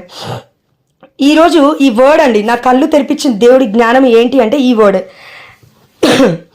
యోహాను సువార్త 18వ అధ్యాయం ముగించుకుందాం ఇంకో 10 నిమిషాలు. 33వ వచనం నుండి, యోహాను సువార్త 18వ అధ్యాయం 33వ వచనం నుండి. పిలాతు అంటే మనందరికీ తెలుసు ఆనాటి గవర్నర్. పిలాతు మరల మందిరములోకి వెళ్ళి యేసును పిలిపించి, నీవు యూదుల రాజువా అని అడిగాను. ఇక్కడ వర్డ్ క్లియర్గా చెప్తుందండి దేవుడి వాక్యము. నీవు యూదుల రాజువా అని ఎవరు అడుగుతున్నారంటే ఒక గవర్నర్, ఈ లోక అధికారి ఏమంటూ ఉన్నాడంటే యేసు ప్రభుల వారిని చూసి, శ్రమలు పడుతున్న యేసు ప్రభుల వారిని చూసి ఎంతోమంది ప్రజలు తీసుకొచ్చి ఇదిగో కొట్టండి, చంపండి, స్లీవ వేయండి, ఇదిగో ముళ్ళ కిరీటం కూర్చోండి, ఇదిగో ఊంచండి, ఎట్లా అంటే యేసు ప్రభువును హీనాతిహీనంగా చూస్తున్న వారందరి ముందు పిలాతు అంటున్న మాట, యేసుని పిలిపించి నీవు యూదుల రాజువా అని అడిగాడు. ఒక గొప్ప గవర్నరు యూదుల రాజువా అని అడుగుతూ ఉన్నాడు యేసు ప్రభువు వారిని. అయితే దాని తర్వాత సమాధానం చూడండి. ఇక్కడ కేవలం యూదుల రాజు అంటే అండి మనకు అందరికి గుర్తుండాలి, అదేంటంటే ఇది ఒక జాతికి, యూదా జాతికి లేకపోతే యూదా గోత్రానికి సంబంధించిన రాజు మాత్రమే. ఒకవేళ యేసు ప్రభువు యూదుల రాజు అని చెప్పబడితే, ఎందుకంటే ఇదిగో మన యేసు ప్రభువు పుట్టక ముందు శిశువుగా ఉన్నప్పుడు జ్ఞానులు ఏమంటున్నారంటే యూదుల రాజుగా పుట్టిన శిశువు ఎక్కడ? అవునా? ఎస్. రెండవదిగా ఇక్కడ యూదుల రాజువా అని అడుగుతున్నారు పిలాతు గారు. అదేవిధంగా యేసు ప్రభువు చనిపోయినప్పుడు కూడా INRI అని ఉంది ఎక్కడ? స్లీవ మీద. అంటే ఏంటి? యూదుల రాజు. అది ఒక లాటిన్ వర్డ్, దాన్ని ట్రాన్స్లేట్ చేస్తే యూదుల రాజు అని అర్థము. అయితే వాళ్ళు కేవలం ఈ లోకపరంగానే ఆలోచించారు. యూదా గోత్రం నుంచి వచ్చాడు కాబట్టి, యూదా జాతి నుంచి వచ్చాడు కాబట్టి ఇదిగో యూదులకి మాత్రమే రాజు. కానీ దాని తర్వాత చూడండి వండర్ఫుల్ వర్డ్స్ అండి. మనం 36వ వర్షం దగ్గరికి రండి. నా రాజ్యము ఈ లోక సంబంధమైనది కాదు, నా రాజ్యము ఈ లోకమునకు చెందినదైనచో నేను యూదుల చేతులలో పడకుండా నా అనుచరులను నా పక్షమున పోరాడేది వారు కాదా? కానీ నా రాజ్యము ఈ లోక సంబంధమైనది కాదు అని యేసు సమాధానం ఇచ్చాను. అయితే యేసు ప్రభువు ఏమంటున్నారు? నా రాజ్యము ఈ లోక సంబంధమైనది కాదు, నా రాజ్యము ఈ లోకానికి సంబంధించినది అయితే నా అనుచరులు నా పక్షమున పోరాడేరి వారు. చూడండి, ఈ లోకానికి సంబంధించింది అయితే ఫర్ ఎగ్జాంపుల్ ఇప్పుడు మనం కొంతమంది ఎగ్జాంపుల్ తీసుకుంటే, ఇప్పుడు నన్నే తీసుకోండి అండి. ఎవరైనా నన్ను ఒక తప్పు మాట అంటే ఒక ఆధ్యాత్మిక కుటుంబంగా మీలో అందరు కాకపోయినా కొంతమంది అనే రియాక్ట్ అవుతారు, అయ్యో జోష్న అలాంటిది కాదు అంటే కేవలం పురుగు వంటి నాకే మీరు ఎంతో కొంత ప్రేమ కలిగిన హృదయంతో స్పందిస్తూ ఉన్నారు. అంటే మరి యేసు ప్రభువుని ఆనాడు ఎంతో మంది బిడ్డలు అద్భుతాలు చేసినప్పుడు చూశారు. అద్భుత కార్యుడు, ఆశ్చర్యకారుడు దేవుడు, ఈ యొక్క గొప్ప సన్ ఆఫ్ మ్యాన్ అని అనుకుంటే ఆ బిడ్డలందరూ మరి యేసు ప్రభువుని మరి ఫాలో అయినప్పుడు ఒకవేళ ఆ లోకానికి ఈ భూలోకానికి సంబంధించింది అయితే వాళ్ళు పోరాడేది వారే. ఎందుకంటే యేసు ప్రభువు ఆ రాజ్యం అంటే ఈ యొక్క భూలోక రాజ్యం కోసం వాళ్ళని పురికొలపట్లేడు, ఈ లోకాని కోసము వాళ్ళని ఇదిగో దగ్గర పెట్టుకోవట్లేడు. ఇదిగో మీరు నన్ను అనుసరిస్తున్నారు, అయితే అనుసరించండి, అన్నిటినీ త్యాజించి అనుసరించండి అన్నాడు యేసు ప్రభువు. అంతేగాని నన్ను అనుసరిస్తున్నారంటే ఇగో కుటుంబాలు మొత్తం నన్ను అనుసరిస్తాయి, నేను రాజుగా ఉంటాను, మిమ్మల్ని నేను ఏలుతాను అని యేసు ప్రభువు ఎక్కడా కూడా పరిశుద్ధమైన గ్రంథంలో చెప్పలేదు. అది మనకి ఇక్కడ అర్థం కావాలి. అదేవిధంగా 37వ వర్షం దగ్గరికి రండి. ఈ మాటలు అన్న తర్వాత మొట్టమొదటిగా యూదుల రాజువా అని అడిగిన పిలాతు ఏమంటున్నాడంటే ఈ మాటల తర్వాత చూడండి. అందుకు పిలాతు, అట్లయినా నీవు రాజువా? చూడండి, వర్డ్ మారిపోయింది, టెక్స్ట్ మారిపోయింది, పిలాతు యొక్క ఆలోచన మారిపోయింది. మొదటిగా యూదుల రాజు అన్నాడు, కానీ తర్వాత 37వ వర్షం దగ్గరికి వచ్చేసరికి అట్లయినా నీవు రాజువా? ఈ లోక సంబంధమైనది కాదు నా యొక్క రాజరికం అనగానే అట్లయినా నీవు రాజువా అంటే కనీసం కేవలంగా దేని గురించి చెప్తున్నావు అన్నట్టుగా అడుగుతూ ఉన్నాడు పిలాతు. అని అడిగాను, నేను రాజునని నీవే చెప్పుచున్నావు. ఎవరి నోటి ద్వారా వస్తుందండి రాజు అని? గవర్నర్ అయినా, ఒక పెద్ద పొజిషన్లో ఉన్న, ఈ లోకంలో అధికారి అయినా పిలాతు నోటి నుంచి వస్తున్న మాట నీవు రాజు అని, నేను రాజునని నీవు చెప్తున్నావు. పిలాతు, ఈ లోకానికి అర్థం కావాలి, అది దేవుడు కోరుకుంటున్నాడండి, మనందరికీ అర్థం కావాలి. చెప్తున్నా ఒక గొప్ప, మనందరం కూడా గవర్నరే గొప్ప రాజు, ఈ యొక్క రాజ్యాన్ని పరిపాలిస్తున్నాడు, లేకపోతే ఈ యొక్క స్టేట్ని, లేకపోతే ఈ యొక్క కంట్రీని, ఈ యొక్క దేశాన్ని పరిపాలిస్తున్నాడు, వాళ్ళే రాజు రాజు రాజు అని మనం అంటూ ఉన్నాం. కానీ దేవుడు ఏమంటున్నాడు, ఇది నీకు అర్థమవుతుంది కాబట్టి నేను సత్యమునకు సాక్ష్యం ఇచ్చుటకు జన్మించి తిని. వండర్ఫుల్ వర్డ్ అండి. దేనికోసం వచ్చాడంట యేసు ప్రభువు వారు? సత్యానికే సాక్ష్యం ఇవ్వడానికి. అంటే సత్యము లేదా ఈ లోకంలో? ఒకసారి ఆలోచించాలి మనం ఇక్కడ. ఈ లోకంలో సత్యము లేదా? అవును, లేదు. ఏం లేదు సత్యం అంటే? ఇదిగో ఎంతో మంది ప్రవక్తలు, ఎంతో మంది బోధకులు, ఎంతో మంది వచ్చారండి. ఆది కాండం నుంచి మరి ఇప్పటి వరకు ఉన్న మన కొత్త నిబంధన స్టార్ట్ అవ్వక ముందు నుంచి మనం చూసుకుంటే మలాకి గ్రంథం అనుకుంటాను, చివరి గ్రంథం, అప్పటి వరకు అందులో కపట ప్రవక్తలు ఉన్నారని దేవుడు చెప్తూ ఉన్నాడు. నిజమైన బోధకులు, నిజమైన ప్రవక్తలు ఉన్నారని కూడా దేవుడు చెప్తున్నాడు. ఎందుకు ఈ మాట అంటున్నానంటే, పేతురు సీమోను అనే పేరు మన పేతురు సీమోను గారికి ఉంది. ఇదిగో దేవుడి యొక్క వాక్యాన్ని బోధించాడు. అదేవిధంగా అపోస్తల కార్యంలో మనం చూస్తేనండి, ఎక్కడో నాకు వాక్యం గుర్తులేదు, బట్ దేవుడు గుర్తు చేస్తున్నాడు. అక్కడ కూడా ఒక అతని పేరు సీమోను అని ఉంటుంది. సీమోను అంటే అతను ఎవరంటే ఒక మంత్రజాలికుడు, అంటే ఈ యొక్క మ్యాజిక్స్ చేస్తూ ఉంటారు కదా, ఒక మాంత్రికుడు టైప్ అనమాట. మాంత్రికుడు పేరు సీమోను. ఇక్కడ యేసు ప్రభువారు నియమించిన అధికారంలో పెట్టిన, పోపుగా నిలబెట్టిన, ఇదిగో క్రైస్తవ సంఘము నిలబెట్టిన, క్రీస్తు సంఘము కట్టబడిన, పేతురుపై కట్టబడిన సంఘము కూడా ఇదిగో ఏమంటున్నాడు? పేతురు సీమోను అంటున్నామండి. అందుకే దేవుడు ఏమంటాడు? కేఫా అన్నాడు పేతుర్ని. మిగతా ఇంకొక సీమోను ఎవరంటే మాంత్రికుడు. అంటే నిజమైన బోధకుడు పేతురు గారు ఉన్నారు, అబద్ధ బోధకుడైన మాంత్రికుడైన ఇదిగో సీమోను అనే వ్యక్తి కూడా ఉన్నాడు పరిశుద్ధమైన గ్రంథంలో. అదేవిధంగా యేసు ప్రభువారు ముల్లోకాలకి అధిపతి వచ్చినాడు. కొత్త నిబంధనలు మనం చూసినాం. అపోస్తల కార్యంలో మనం చూస్తే అండి, ఆ సమయంలో బారు యేసు అనే ఒక ప్రవక్త కూడా ఉన్నాడు. బారు యేసు కూడా ఇలాంటి వాడే, మాంత్రికుడు టైపే. డబ్బుల కోసం ఇంకేదో ఆశించి చేస్తూ ఉన్నాడు అద్భుతాలు. అంటే మాంత్రికుడు కూడా అద్భుతాలు చేస్తాడు. సాతానికి కూడా వాక్యం తెలుసు, సాతాను కూడా అద్భుతాలు చేస్తాడు. కాబట్టి నువ్వు నేను అద్భుతాల గురించి పరిగెడితే పడిపోతాం, కానీ రక్షకుడి గురించి, సత్యము గురించి పరిగెడితే స్వతంత్రం అవుతాము అని దేవుడి యొక్క వాక్యం ఇక్కడ సెలవిస్తుంది. కాబట్టి మరి యేసు ప్రభువు ఏం చెప్తున్నారు ఇక్కడ చూడండి. మళ్ళీ ఒకసారి నేను చదువుతాను. 37వ వచనం కంటిన్యూషన్. నేను రాజునని నీవే చెప్పుచున్నావు. నేను సత్యమునకు సాక్ష్యం ఇచ్చుటకు జన్మించితిని. సాక్ష్యం ఇవ్వడానికే జన్మిస్తున్నాడు యేసుప్రభుల వారు. ఎందుకంటే నా బిడ్డలు వక్ర మార్గంలోకి వెళ్ళిపోతారు. మనం ఇప్పటివరకు ఏమనుకున్నాం అంటే, అవును, పాపము నుండి మనల్ని రక్షించుటకు, పాప విమోచన గావించుటకు యేసుప్రభుల వారు వచ్చినారు. పాపం ఎలా ఉంటుందంటే బానిసత్వంలోకి మనల్ని తీసుకెళ్తుంది, సాతానులోకి మనల్ని కృంగి కుషింపజేస్తుంది. కానీ సత్యము అనే యేసుప్రభుల వారు వస్తూ ఉన్నారు. ఇదిగో ఎలా వస్తున్నారంటే స్వతంత్రము తీసుకొని మనకు వస్తూ ఉన్నారు. సత్యాన్ని మనం గ్రహించాము కాబట్టి స్వతంత్రులుగా మనం ఈనాడు జీవిస్తున్నాము. మరి ఆ సత్యం ఏంటో చివరి మాటలలో చూద్దాం. ఇది ఇంకా కొంచెం కంక్లూజన్ ఇస్తాను దేవుడి కృప చొప్పున. సత్యమునకు సాక్ష్యం ఇచ్చుటకు జన్మించితిని అయిపోయింది. దీని తర్వాత దీని కొరకే ఈ లోకమునకు వచ్చి తిని. చూడండి, మనం అందరం ఈ లోకానికి దేవుడు ఎందుకు వచ్చా అంటే పాపం నుండి మనల్ని విముక్తులను చేయడానికి. ఇంకొకటి కూడా ఉంది, ఆ పాపంలో ఇంకో అంతరార్థం కూడా ఉంది. అదేంటంటే సత్యానికి సాక్ష్యం ఇచ్చడానికి నేను వచ్చినాను. సత్య సంబంధులందరూ నా మాటలను ఆలకింతురు అని ప్రత్యుత్తరం ఇచ్చను. యేసు ప్రభువారు ఏదన్నా ఒక మాట చెప్పాడంటే అది శక్తివంతమైనది, అది మనకు అర్థం కావాలి. అదేంటంటే సత్య సంబంధులందరూ నా మాట ఆలకింతురు అన్నాడండి దేవుడు. ఎవరు ఆలకిస్తున్నారు సత్య సంబంధమైన మాటలు అంటే? నిజమైన కథోలిక శ్రీ సభ. దేవుడి ఐక్యత దేవుడు కోరుకుంటుంది. దేవుడు కోరుకుంటుంది ఐక్యతే. ఒకవేళ ఎవరన్నా మన సంఘంలోకి ఎంటర్ అయి నువ్వు ఇక్కడికి రా, అక్కడికి రా, ఇంకో డినామినేషన్కి రా అన్నారు అని అంటే దానికి అర్థం ఏంటంటే ఇంకో బారు యేసు మన మధ్యలోకి వచ్చారు, అందుకే డినామినేషన్స్ అయిపోయాయి. కథోలిక శ్రీ సభ ఇదిగో వెరక్కొట్టబడుతూ ఉంది. ఇదిగో విడిపోతూ ఉన్నారు. కథోలిక శ్రీ సభ నుంచి వాళ్ళు విడిపోయారు, వెళ్ళిపోయేవాళ్ళు, కానీ మనము కాదు. ఎందుకంటే సత్యము మనల్ని స్వతంత్రులు చేస్తుంది. దేవుడి అనుగ్రహం మనందరి పైన ఉంది కాబట్టి ఇదిగో సత్య సంబంధులందరూ నా మాటలు ఆలకింతురు. ఇప్పుడు మనలో కొంతమంది మన పేతురు పైన దేవుడు యేసుప్రభుల వారు మరి కట్టారండి. మన కన్నతల్లి అనే కథోలిక శ్రీ సభ దేవుడు ఇందులోనే ఉండమన్నారు అని నువ్వు విశ్వసించి తీసుకున్నావు అంటే సత్య సంబంధులుగా నిన్ను నన్ను దేవుడు పిలిచి ఉన్నాడు.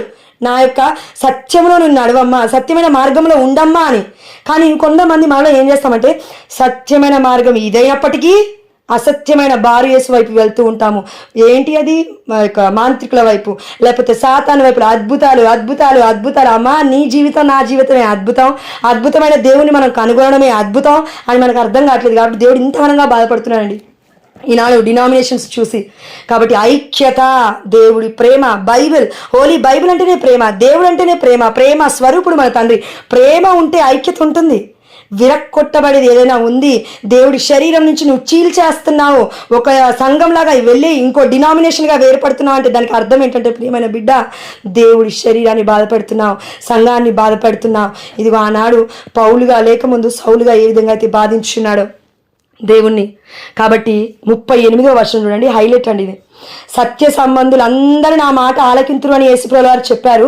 38వ వర్షం దగ్గరికి వచ్చేసరికి సత్యం అనగా ఏమి అని పిలాతు ఆయనను అడిగాను. పిలాతు ఏమంటూ ఉన్నాడంటే, ఇదంతా ఓకే, ఇప్పటి వరకు మీరు చెప్పిందంతా ఎంతో కొంత నాకు అర్థమైంది, ఒక గవర్నర్ నేను, ఓకే, అయినప్పటికీ నేను అడుగుతున్నాను, సత్యం అంటే ఏంటి? ఈ లోకానికి నువ్వు వచ్చా అన్నావు, సత్యాన్ని నేను చెప్తున్నాను అంటున్నావు, సత్యానికే సాక్ష్యం ఇవ్వడానికి వచ్చా అంటున్నావు, మరి ఆ సత్యం ఏంటి అయ్యా అని అడుగుతుంటే అక్కడ డిస్కంటిన్యూ అయిపోయిందండి. దాని తర్వాత ఏమవుతుందంటే, మరలా యూదుల వద్దకు వెళ్ళి పిలాతు వారితో ఇట్లను అంటే, అక్కడ ఏమంటున్నా అంటే, ఇదిగో బరబ్బాని విడుదల చేయమంటారా లేకపోతే యేసుప్రభువు వారినా? ఆ సమయంలో మనందరికీ తెలుసు సిచ్యువేషన్ ఏమైంది, బరబ్బా బరబ్బా బరబ్బా అని వాళ్ళందరూ అన్నారు, బరబ్బాని రిలీజ్ చేస్తున్నారు. అంటే ఇక్కడ ఏదో ఆపేశాడు దేవుడు, అంటే రివీల్ చేద్దాం అనుకుంటున్నాడు, కానీ నా బిడ్డలకి రివీల్ అవుతుంది. నా బిడ్డలకి ఎవరికైతే నేను అనుగ్రహం ఇస్తానో వారికి ఈ సత్యం అర్థమవుతుంది. నేను చెప్పాల్సిన అవసరం లేదు, ఆటోమేటిక్గా పరిశుద్ధాత్మ దేవుడు ఎవరిలో అయితే నా అనుగ్రహం చెప్పున ప్రవేశిస్తాడో వారికే ఈ సత్యం అర్థమవుతుంది అని. ఆ సత్యం ఏంటో చూద్దాం చివరిగా 10 నిమిషాలు. యోహాను సువార్త, ఈ సత్యం తెలుసుకోకుండా కట్ అవ్వకండి దయచేసి. యోహాను సువార్త 1వ అధ్యాయము 1వ వచనం చూడండి. యోహాను సువార్త 1వ అధ్యాయం 1వ వచనం. సత్యం అనగా ఏమి అని ఒక గవర్నరే అడుగుతున్నారండి. ఇప్పుడు మనం అందరం కూడా అడగాలి, పురుగులు లాంటి వాళ్ళ మనం అందరం, అయ్యా సత్యం అంటే ఏంటి, ఈ లోకానికి అసలు నువ్వు ఎందుకు వచ్చావు, అది మనం తెలుసుకోవాలి. ఎందుకంటే యేసు ప్రభువు వారు దేవుడే కాదు, కేవలం దేవుడి కుమారుడు. ఒక ప్రవక్త అని బోధించే కపట ప్రవక్తలకి ఇది ఒక ఆన్సర్ కావాలండి. ఎందుకంటే యేసు ప్రభువు వారికి ఆ యొక్క మహిమ కలిగిన నామం ఇచ్చింది ఎవరంటే దేవుడే తన మహిమార్థమై ఇచ్చినాడు. కాబట్టి నీకు నాకు ఎంత ధైర్యం ప్రియమైన బిడ్డ, యేసు ప్రభువు వారు దేవుడు అని ఎక్కడ డైరెక్ట్ వర్డ్ ఉందనంటే పరిశుద్ధాత్మ దేవుడు ఎందుకు మనకి మరి. అందుకే పరిశుద్ధాత్మ దేవుడు ఏం చెప్తున్నా అంటే, యోహాను సువార్త 1వ అధ్యాయం 1వ వచనము. ఆదిలో వాక్కు ఉండెను, ఆ వాక్కు దేవునితో ఉండెను, ఆ వాక్కు దేవుడై ఉండెను. ఇక్కడ మనకు అర్థం కావాల్సింది ఒకటే అండి, వాక్యము ఎప్పటి నుంచి పుట్టింది అంటే ఆదిలో అనే వర్డ్ ఆది కాండంలో ఉంది. అది పుట్టగానే మన వాక్యాన్ని చూస్తున్నాం. వాక్యం పుట్టిందని కాదండి, అక్కడ మనం వాక్యాన్ని చూడగలుగుతున్నాము. ఇదిగో ఈ పరిశుద్ధమైన గ్రంథంలో ఇక్కడ వాక్యం ఉంది అంటే యేసుప్రభువు వారు ఉన్నారు అని ఇది మనకు తెలుసు. కానీ దేవుడి యొక్క పరమ రహస్యం ఏంటంటే, ఈ యొక్క సృష్టి మొత్తం పుట్టక ముందే దేవుడు ఉన్నాడు. దేవుడు ఏమని సంబోధిస్తున్నాడు, మమ్ము పోలి మిమ్మల్ని చేస్తామంటే, మమ్ము అంటే పితా పుత్ర పరిశుద్ధాత్మ దేవుడు ఉన్నారు. ఆది పుట్టకముందే, ఈ ప్రపంచం పుట్టకముందే, వెలుతురు రాకముందే, చీకటి రాకముందే, ఈ లోకాధికారి ఇదిగో ఈ లోక అధిపతి లూసిఫర్ సైన్యం ఇక్కడ లేకముందే దేవుడు ఉన్నాడు. ఎక్కడున్నాడు? పరలోక రాజ్యములో. కాబట్టి ఎక్కడి నుంచి స్టార్ట్ చూడండి, ఆదిలో వాక్కు ఉండెను, ఆ వాక్కు దేవునితో ఉండెను, ఆ వాక్కు దేవుడై ఉండెను. దేవుడు చెప్తున్నాడు, ఆ వాక్కు ఇప్పుడు దేవుడు అయిపోయింది. యేసుప్రభువు దేవుడే అని చెప్తూ ఉన్నాడు. దేవుడు వాక్యం చెప్తుంది దేవుడే అని. ఆయన ఆది నుండి దేవుని యొద్ద ఉండెను, ఆయన మూలమున దేవుడు సమస్తమును సృజించెను, ఆయన లేకుండా సృష్టిలో ఏదియూ చేయబడలేదు. చూడండి, ఈ యొక్క పరిసర దగ్గరికి ఇంకా వేరే వాళ్ళ దగ్గరికి ధర్మశాస్త్ర బోధకుల దగ్గరికి వచ్చి మరి మాట్లాడుతున్న సందర్భంలో మన యేసుప్రభువు వారు ఏమంటున్నారంటే, అబ్రహాము కంటే నేను ముందున్నాను అన్నారు. దాని తర్వాత బప్తిస్మ యోహాను గారు ఏమంటున్నారంటే, నాకంటే ముందుగా వచ్చాడు, నాకంటే ముందుగా వచ్చాడు. చూడండి, చాలా వాక్యాలు నాకంటే ముందుగా, దేవుడు ముందే ఉన్నాడు. అబ్రహాము తండ్రి ఎవరు? యేసుప్రభువు వారు. కాబట్టి అన్నిటికీ చూడండి, ఫస్ట్ స్టార్టింగ్ అని నేనే నేనే నేనే నేనే అంటే ఎందుకు నేనే అంటున్నానంటే, ఆనాడు మన మోషే గారితో మాట్లాడిన దేవుడు ఏమన్నా అంటే నేనే అని చెప్పు, నేనే అనగా ఉన్నవాడును. ఇప్పుడు యేసుప్రభువు మనం ఏమంటున్నాం, రెండో రాకడలో రానున్నవాడు ఉన్నవాడు ఆది నుండి అంతం వరకు ఉంటాడు మనతో. కాబట్టి ఆది అంతం నుండి నేనే అంటూ ఉన్నాడు. కాబట్టి ఆయన లేకుండా సృష్టిలో ఏదియూ చేయబడలేదు. 10వ వచనం, ఆయన ఈ లోకమున ఉండెను, ఆయన మూలమున ఈ లోకము సృజింపబడెను, ఆయనను లోకము ఆయనను తెలుసుకొనలేదు. ఎందుకు తెలుసుకొనలేదు అంటే we don't have that much wisdom. మనకి జ్ఞానం లేదు. దేవుడు రివీల్ చేయాలని ఇంతకుముందుకు ఆశపడలేదు. కానీ ఇదిగో మేము రానున్న దినములలో, అంత్య దినములలో మీ బిడ్డలందరిపైన నేను ఆత్మను కుమ్మరిస్తా అంటున్నాడు. ఇదిగో ఇదే అవి సూచనలండి. మనకు రివీల్ అవుతుంది అని అంటే కూడా అర్థం ఏంటి అని అంటే రానున్నవాడు, రాబోతూ ఉన్నవాడు, దగ్గరలో ఉన్నవాడు అని అర్థం అండి.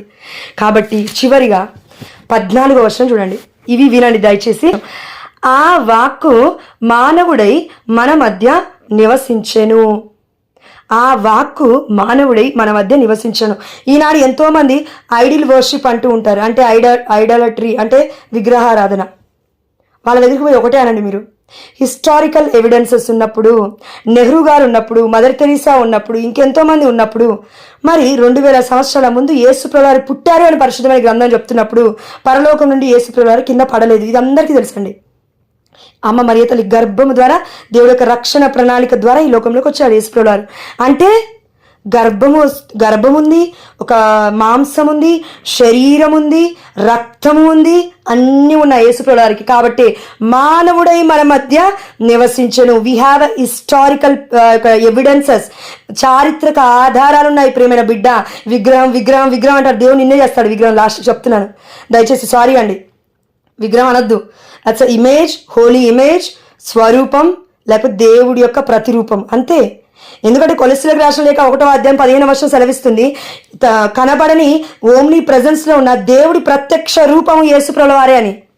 కాబట్టి ఈనాడు మన బిడ్డలు నాకు ఒక పిల్లలు పుట్టారనుకోండి, పిల్లలు పుట్టగానే చర్చిలోకి నేను వెళ్ళగానే ఏంటిది, ఏం లేదు, చర్చ్ ఒకటే ఉంది, అక్కడ ఆల్టర్ ఉంది, ఏం లేదు. ఏమడుగుతారు, అమ్మ అసలు ఇది ఏంటి, మన రెస్టారెంటా ఇంకేదైనా అని అడుగుతారు. బట్ అక్కడ we have a proofs, we have a evidences that దేవుడు అక్కడ ఉన్నాడు. స్లీవ పైన అమ్మ మరియతలు ఉంది, లెఫ్ట్లో జూజప్ప గారు ఉంటారు, ఇంకెవరైనా ఉంటారు పునీతులు. వాళ్ళందరూ జీవిత విధానాన్ని యేసుప్రభువారే అనుసరించారు. కాబట్టి we're not adoring the statues, we're adoring God with the ఏమంటారు అని ఆ యొక్క ఎవిడెన్సెస్తో ఉన్నాయి, ఆధారాలు ఉన్నాయి. అన్నిటికీ ఏం చెప్తావు, ఆధారం లేకుండానే నేను పూజిస్తున్నానంటే వెళ్ళాం, మాకే కోట్ల మంది దేవదూతలు ఉన్నారు మీకంటే ఎక్కువగా అంటారు. కాబట్టి వీ హ్యావ్ ఎవిడెన్సెస్, మనకు ఆధారాలు ఉన్నాయి. అందుకే మానవుడై మన మధ్య నివసించాడు. నీకు నాకు తెలుసు, నీ బిడ్డలే తెలవాలి, నా బిడ్డలే తెలవాలి, రానున్న వాళ్ళకి తెలవాలి, అందరికీ తెలవాలి. లేకపోతే ఆనాడు ఇజ్రాయేల్ ప్రజలు చేసిన ఘోరమైన తప్పు, పాపం ఏంటంటే దూడలు చేసుకొని పూజిస్తూ ఉన్నారు. ఇప్పుడు మనం స్లీవ మీద చేసుకుందామని యేసుప్రభువారిని, ఆ రూపాన్ని నువ్వు కొలవట్లేవు, పూజించట్లేవు. అయ్యా నువ్వు ఇలా ఉన్నావా, ఎంత బాగున్నావు, లేకపోతే ఒక రెస్పెక్ట్ అనేది, ఒక గౌరవం అండి. అమ్మ నాన్న చనిపోతే పూలదండలు వేస్తూ ఉంటాము పట్టాలకి, తప్పు లేదు. దేవుడికి వేస్తే తప్పు లేదు, కాబట్టి తప్పుగా తీసుకోకండి. దీని తర్వాత వర్డ్ చూడండి, మేము కృపా సత్యములతో నిండిన ఆయన మహిమను చూచితిమి. యేసుప్రభువారు ఏమన్నారంటే, సత్యానికి సాక్ష్యం ఇయ్యడానికి వచ్చాను పిలాతు అనగానే పిలాతు అడుగుతూ ఉన్నారు, సత్యం అనగా ఏమి? ఆ సత్యం ఏంటంటే, మేము కృపా సత్యములతో నిండిన ఆయన మహిమను చూచితిమి. అది తండ్రి యొద్ద నుండి వచ్చిన ఏకైక కుమారుని మహిమ. ఇది మనం ఎలా అర్థం చేసుకోవాలంటే, ఇప్పుడు దేవుడి దగ్గర ఒక మహిమ ఉంది. దేవుడి మహిమార్థమై దేవుడు ప్రకటించాడు. యేసు నామము ఘనమైన నామము, అందరూ ప్రతి నాలుక కూడా ప్రకటించాలి అని చెప్పాడు. అయిపోయింది అక్కడికి వర్డ్. ఇక్కడికి వచ్చేసరికి తండ్రి యొద్ద నుండి ఎవరు వచ్చారంట?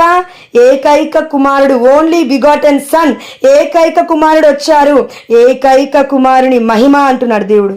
దేవుడి దగ్గర నుంచి వచ్చింది ఎవరో కాదు, మహిమోపేతుడైన దేవుడే తన రూపాన్ని ధరించుకొని వస్తూ ఉన్నాడు మానవ స్వరూపుడిగా. ఇది ఎలా చెప్పొచ్చు అని అంటే, మత్తయి సువార్త 16వ అధ్యాయం 18వ వచనం సెలవిస్తుంది, ఇదిగో పేతురు నీకు ఈ విషయాన్ని తెలియజేసింది నా పరలోకమందున్న నా తండ్రియే కానీ రక్త మాంసములు కావు, రక్త మాంసములు కావు. అయితే నీకు తెలియజేయడానికి నీ ముందున్న వ్యక్తి ఎవరంటే రక్త మాంసములతో ఇదిగో సత్యముగా మిమ్మల్ని ఎరిగించుటకు వచ్చాను. ఇదిగో మనుష్య రూపుడనై మీ ఎదురుగానే నిలబడ్డాను. అతను ఎవరో కాదు, సత్యము, దేవుడే. ఇదే సత్యము, ఇదే సత్యము, ఇదే సత్యం అని దేవుడు చెప్తున్నానండి. కాబట్టి ఏకైక కుమారుని మహిమ మనం చూస్తూ ఉన్నాం ఈనాడు. మనందరికి ఒక డౌట్ ఉండొచ్చు, ఏకైక కుమారుని మహిమ ఉంది, మరి మనం అందరం కుమార్తెలము కుమారులం గామా దేవుడికి? మనమందరం కుమార్తెలు కుమారులమని దేవుడు చెప్పట్లేదండి. దత్తపుత్రత్వము, యేసు ప్రభుల వారి యొక్క అనుగ్రహము చొప్పున, తన యొక్క యాజకత్వము చొప్పున, రాజరికము చొప్పున మనం అందరం ఎలాంటి బిడ్డ అంటే దత్తపుత్రత్వములో ఉన్నాం మనం. అంటే ఏంటి? దత్త అంటే అడాప్టెడ్ చిల్డ్రన్స్. అంటే మనం అందరం దత్తపుత్రులము దేవుడికి. మనం అందరం డైరెక్ట్ కుమారుడం కాదండి. ఎవరికి? తండ్రి యెహోవాకి, మహిమకి, దేవుడి మహిమకి.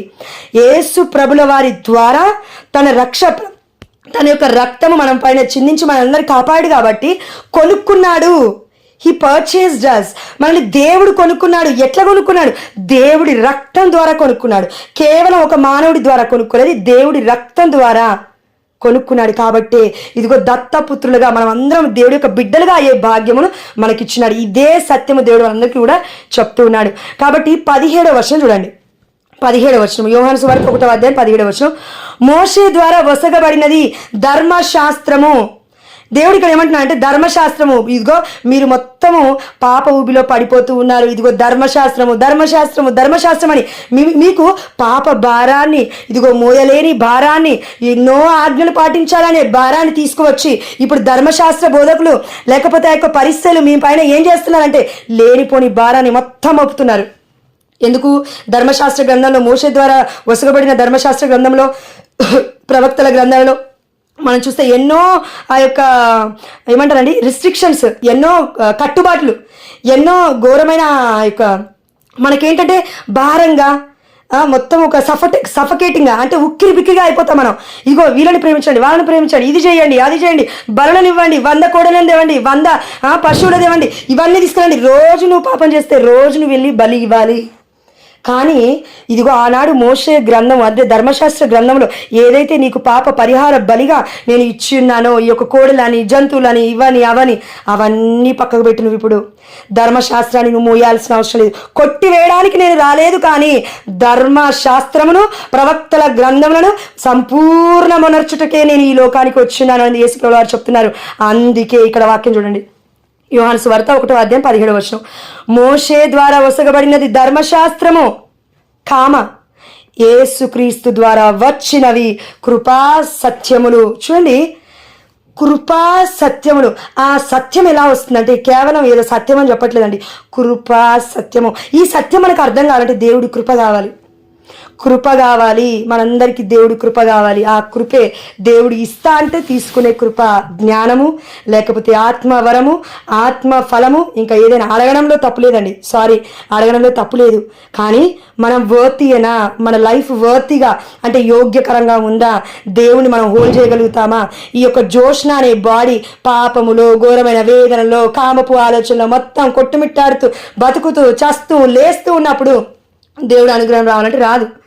కానీ అయ్యా నా వల్ల కావట్లేదు ఈ పాపం నుంచి బయటపడడానికి, అది నీ కృప అయితే నన్ను లేవనెత్తుతావు, నీ కృప అయితే, నీ అనుగ్రహం అయితే నన్ను లేవనెత్తుతావు అనే ప్రార్థన విధానము మార్చాలి. ఎందుకంటే మన దగ్గరకు వచ్చింది ఎవరో కాదు, సత్య స్వరూపి అగు ఆత్మ. ఇదిగో ఆదరణకర్తను నేను పంపిస్తాను, ఇదిగో నేను మరలా మీ దగ్గరికి వస్తాను, మిమ్మల్ని నేను అనాథలుగా విడిచిపెట్టను. వాక్యం సెలవిస్తుంది, నేను మిమ్మల్ని అనాథలుగా విడిచిపెట్టను, నేను మళ్ళీ వస్తాను.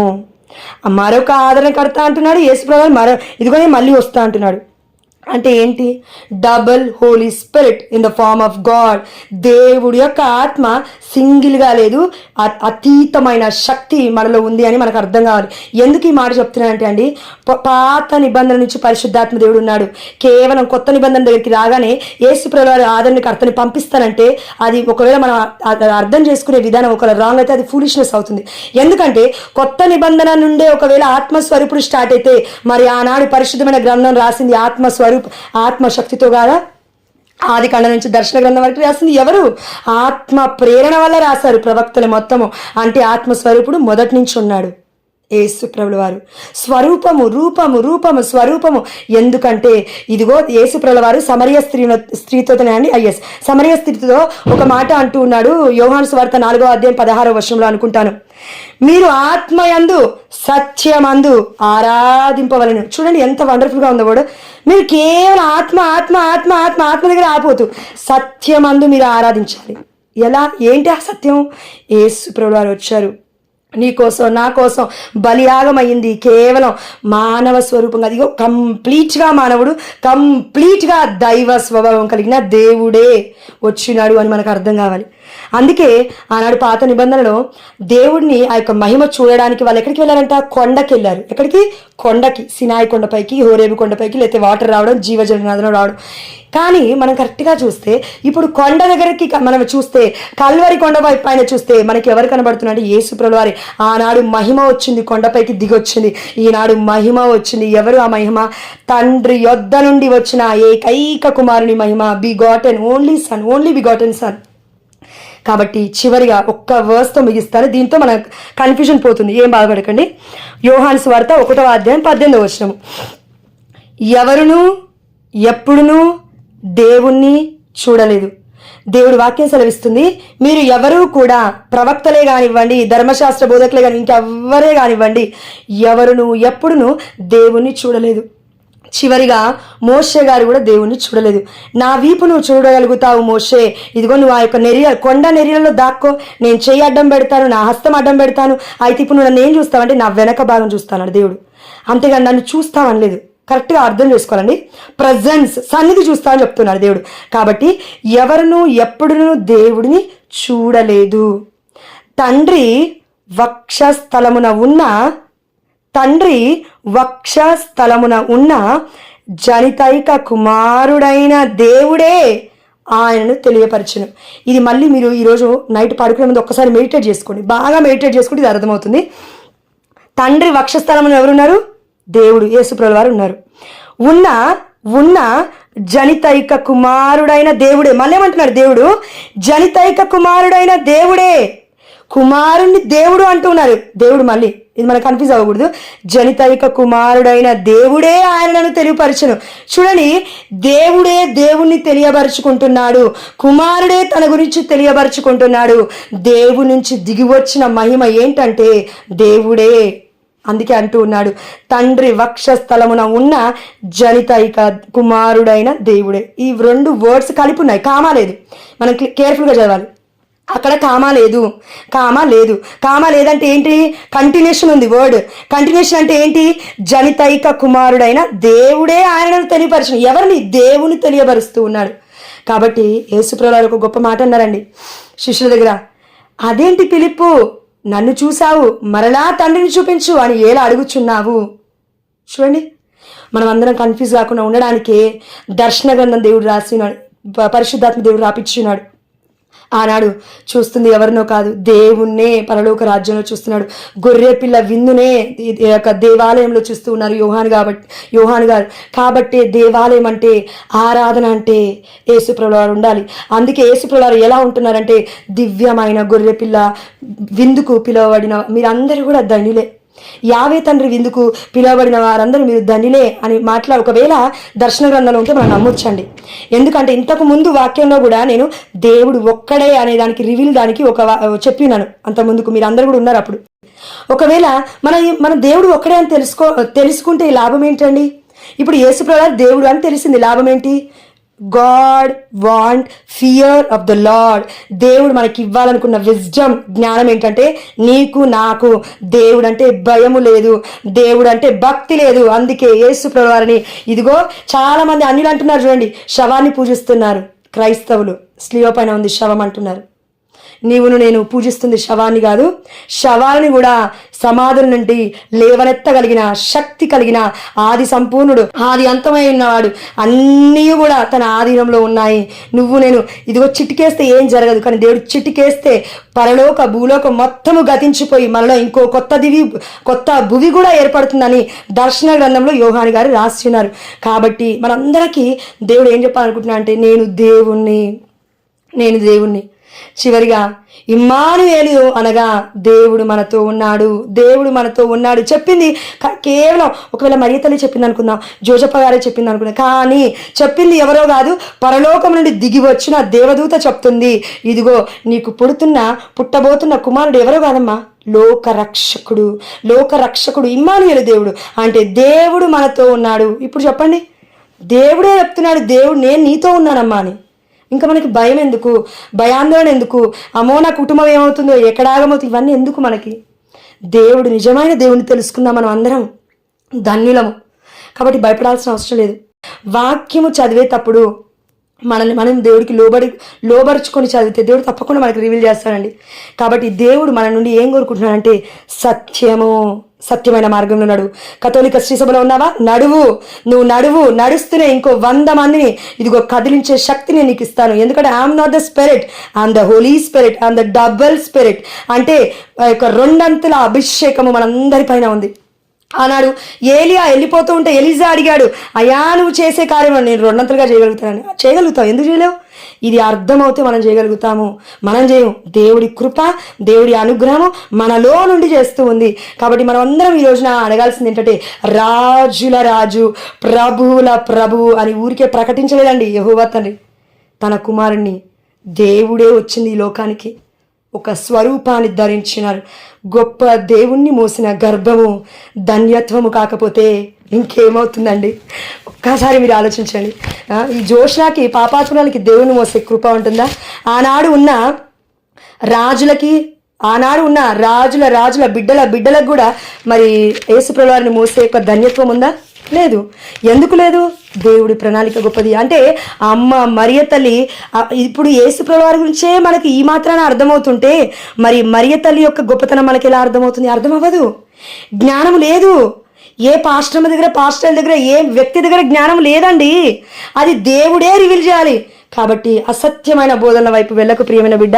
పిలాతే దేవుడి యొక్క సత్యము తెలుసుకోవడానికి ఎంతో ఆశపడుతున్నాడు, గవర్నర్. కాబట్టి మరి మనం ఆశపడడంలో తప్పేమైనా ఉందా? ఇంకొకటి చివరి వర్డ్, మరియ తల్లిని ఎందుకండి మనం ఇంత అధికమైన గౌరవాన్ని ఇస్తున్నామంటే ఈ వర్డ్ చూడండి. నిర్గమాకాండం, ఎందుకంటే జన్మనివ్వబోయేది మరియ తల్లి కాబట్టి. నిర్గమాకాండము 3వ అధ్యాయము 15వ వచనము. అడుగుతున్నారు కదండి, నేను ఎవరని చెప్పాలయ్యా, నీ పేరేం చెప్పాలంటే దేవుడు చెప్తున్నారు చూడండి. అబ్రహాము దేవుడు, ఈసాకు దేవుడు, యాకోబు దేవుడు అయిన యావే నన్ను మీ దగ్గరకు పంపెను. సర్వకాలములందును నాకు ఇదే పేరు అన్న దేవుడు కొత్త నిబంధనకు వచ్చేసరికి యేసు నామము ఘనమైన నామం అంటూ ఉన్నాడు. నేను ఇదిగో భూలోక పాతాళ లోకమైన 3 లోకాలకి అధిపతిగా నా ఏకైక కుమారుని మహిమపరుస్తూ ఉన్నాను మీ ముందు. ముళ్ళ కిరీటాన్ని పెట్టుకున్నాడు, ఇప్పుడు నేను నీతి కిరీటాన్ని ఇస్తున్నాను, రాజ కిరీటాన్ని. కాబట్టి యెహోవాగా మన యావే ప్రభుకి ఉన్న పేరు చూడండి, సర్వకాలమునందు నాకు ఇదే పేరు. ఇక ముందు తరతరముల వారు అందరూ నన్ను ఈ పేరుతోనే పిలుస్తారు అని ఎవరు చెప్తున్నారు? యావే తండ్రి చెప్తున్నారు. అంటే యావే తండ్రి పేరు తీసేసి కొత్త నిబంధనకు వచ్చేసరికి యేసయ్య క్రీస్తు ప్రభువు నేను దేవుణ్ణి అని దేవుడంతటా దేవుడిగా చెప్పుకుంటున్నాడు. కాబట్టి ప్రభువు అని మన యేసు ప్రభుని రాజుల రాజు ప్రభుల ప్రభుగా మనము ప్రకటిస్తూ ఉన్నాం ఈ రోజున. ఎందుకంటే ఇగో ఇక ముందు తరతరముల వాళ్ళ అందరూ నన్ను ఈ పేరుతోనే పిలుస్తారన్నారు. కానీ దేవుడే చెప్తున్నాడు ఆ పేరు ఇదే అని. కొత్త నిబంధనకు వచ్చేసరికి ఇదే పేరు, ఇదే వర్డ్, ఇక ముందు నన్ను తరతరాల వారు ఇగో ఇలా పిలుస్తారని చెప్తున్న యావే ప్రభువు పరిశుద్ధాత్మ దేవుడు మనకేం చెప్తున్నాడంటే లూకాసు వార్త 1వ అధ్యాయము ఇదిగో అమ్మ మరియ తల్లి పరిశుద్ధాత్మ ప్రేరణతో తల్లి స్తోత్ర గీతం ఏంటి అని అంటే రాసింది లూకా గారు. ఇదిగో 48వ వచనం, లూకాసు వార్త 1వ అధ్యాయం 48వ వచనం. ఏలైనా ఆయన తన దాసురాలిని దీనావస్థను కటాక్షించను, ఇక నుండి తరతరముల వారు నన్ను ధన్యురాలని పిలిచెదరు. యావే తండ్రి అంటున్నాడు, తరతరముల వారు నాకు ఇదే పేరు. మరియ తల్లి అయినప్పటికీ పరిశుద్ధాత్మదేవుడు రాసిన వాక్యం ఏమంటుంది? తరతరముల వారు నన్ను ధన్యురాలని పిలుస్తారు. అంటే చూడండి, పోలిక మనం చూడాలండి. దేవుడి వాక్యం ఎంత డీప్గా ఉందో, దేవుడి శక్తి ఎంత గొప్పదో మనకు అర్థం కావాలి. ఇది ఎవరో పాస్టరే చెప్పగా నువ్వు నేను నమ్మొద్దు. ఎవరో అన్య బోధకులు చెప్తుంటే నువ్వు నా నమ్మొద్దు. అసత్య ప్రవక్తలు వెలుస్తారని దేవుడు చెప్తున్నాడు, నమ్మొద్దు వారి మాటలు. కన్న తల్లి అయిన కథోలిక శ్రీసభ పరమరహస్యం అని బోధిస్తున్న సత్య బోధనలే మనం నమ్మాలి అని దేవుడు కోరుకుంటూ ఉన్నాడు ఈ రోజున. కాబట్టి చివరిగా ఎక్కడా కూడా యేసు ప్రభువు వారికి రాజుల రాజు ప్రభువుల ప్రభువు అని వాక్యం సెలవిస్తుంది, కానీ యావే రాజుల రాజు ప్రభువుల ప్రభువు అని చెప్పట్లేదు వాక్యం కొత్త నిబంధనలు. ఎందుకంటే యావే అనగా యేసయ్యే మన తండ్రి మన రక్షకుడే ఇమ్మానుయేలు దేవుడు మనతో ఉన్నాడు. ఆ దేవుడే మానవ స్వరూపముగా మన ముందుకు వచ్చాడు. ఆ దేవుడికి ఒక రూపం ఉంది, సత్య స్వరూపి అగు ఆత్మ మీ దగ్గరకు వస్తుంది, సత్యము మిమ్మల్ని స్వతంత్రుని చేస్తుంది. ఆమె హల్లెలూయా.